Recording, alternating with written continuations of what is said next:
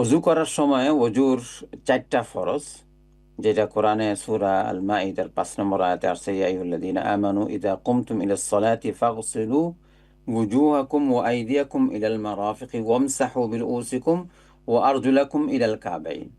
তার অর্থ হচ্ছে অজু করার সময় কি কি জিনিস ধুইতে হবে আর কোন জিনিসটা মাসে করতে হবে। 3টা জিনিস ধুইতে হয়, আর একটা জিনিস মাথা মাসেহ করতে হয়। এই মাথা মাসেহ করার পরিমাণটা কতটুকু এবং কিভাবে মাসা করব, কিভাবে মাসা করব, এটার থেকে বেশি জরুরি হচ্ছে কতটুকু পরিমাণ। আহ, মাথা মাসেহ করার পদ্ধতি মক্তবে মুআল্লিম এবং শিক্ষকরা অনেক অনেকভাবে, অনেক সুন্দরভাবে নুরানি পদ্ধতিতে তারা শিখে থাকেন।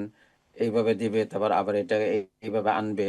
মোট কথা, পুরা মাথা যদি ভালো করে মাসে করা যায়, এটাই আসল মূল উদ্দেশ্য। সেটা এক হাতে এরকম এরকম করা হোক, অথবা 2 হাতে একসাথে এখান থেকে একবারে পুরাটা যদি হয় তাও হবে, এটা কোনো অসুবিধা নাই। তবে 4 ভাগের 1 ভাগ যেন কমপক্ষে মাসে করা হয়, এটা হানাফি মাযহাবে আসছে, আর পুরাটা করলে অবশ্যই ভালো।